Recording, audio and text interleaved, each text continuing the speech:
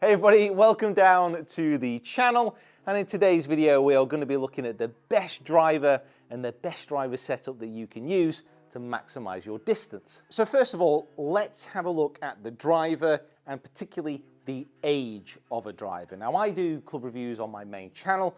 If you haven't checked it out, make sure you do and become a subscriber. But something has become apparent over the last 10 years. The distance that the drivers are going is pretty much the same as it was a decade ago. The biggest change is the speed and the forgiveness that you get from across the face. Also, with most modern drivers, you have this. Now, this is a shaft sleeve. You can alter how the face sits, but also the loft of the golf club. And lastly, you have movable weights in most of these modern driver heads. What I'm going to do is I'm going to talk you through how you can alter these lofts, alter these weights to maximize distance out of your driver. Now, as far as finding the best driver for your game and the longest driver out there on the market, I've got a couple of things to say. Pretty much all of the major brands now have a flagship driver which competes with every other manufacturer. There is not a clear winner out there as far as distance is concerned. The driver that I've had in my bag this year is the TaylorMade Stealth 2 Plus, and I've got that driver in the bag because it is a monster, but only because I can crank the loft right down to 6 degrees. The driver I'm using in today's video, this Paradigm from Callaway, is also a brilliant driver, and when in the right conditions can go just as far as the TaylorMade. Honestly, any of the big brands and some of the smaller brands as well all make a fantastic product, and they have done for the last 5 years. Now, every manufacturer has a different setup of shaft sleeve. You can see here for this Paradigm, it's a 9-degree head. I have that set down -1 degrees, so this is now an 8-degree head, and it's also in a neutral setting. And you can see there are multiple other options here. So you can add loft, you can set it to a draw, you can set it to neutral, add 1 degree of loft.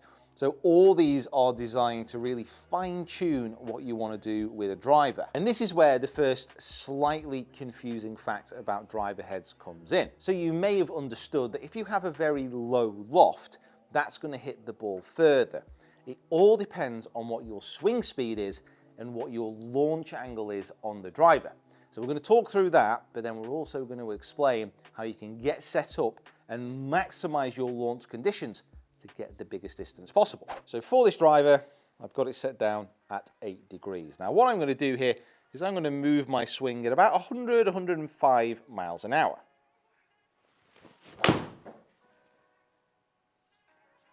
Ooh, I've struck it well. It's just drifting off the left-hand side. 102 miles an hour, I'll take that. Now, data-wise, my efficiency there was 1.48. Now, that is very good. That means that my strike was pretty much out the middle of the club. Attack angle was up 2.2, could get it maybe slightly higher. But what we're really looking for here in this particular example is backspin.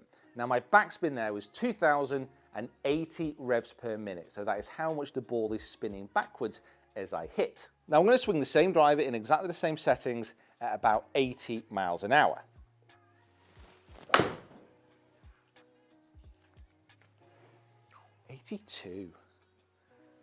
So 82 miles an hour, and you can see that the backspin on that drive, again, very good efficiency with the strike, was 1,353.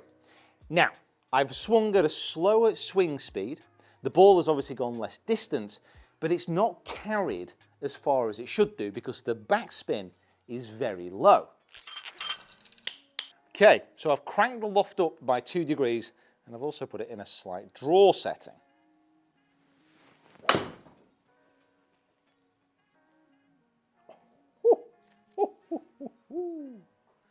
Baby. So club head speed there was at 81 miles an hour, so only 1 mile an hour difference, pretty much the same efficiency of strike. But just look what's happened to the backspin. It's gone to almost 2,000 revs per minute, 1,999. And this time I've got 197 yards of carry. So what I've done here is I've got more loft, I've created more backspin, but I've also got more carry and overall distance. That is because I've used the club head and I've fitted it better to the swing that I'm using. So please do not think that just cranking the loft down is going to make you hit it further.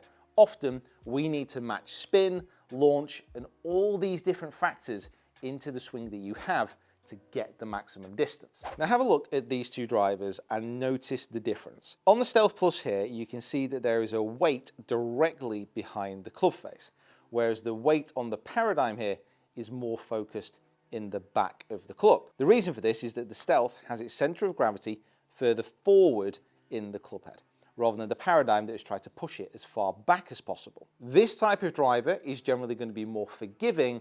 This driver is going to be less forgiving, but will create less backspin. More often than not, you are better plumping for a more forgiving driver because it gives more ball speed on off-center hits.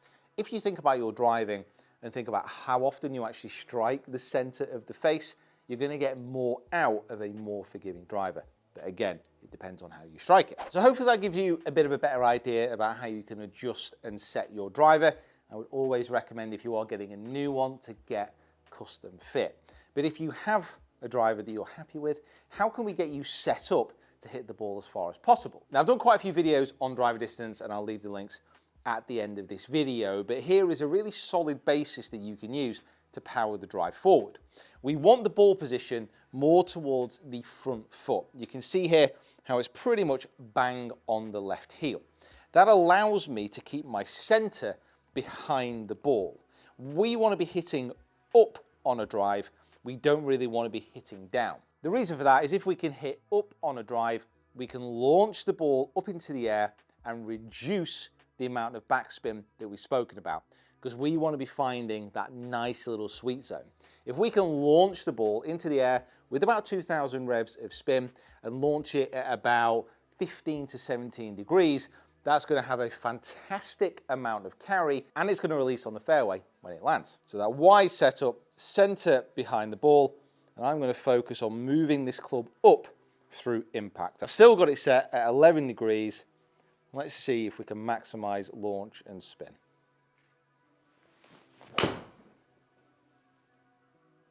Oh, that is really good.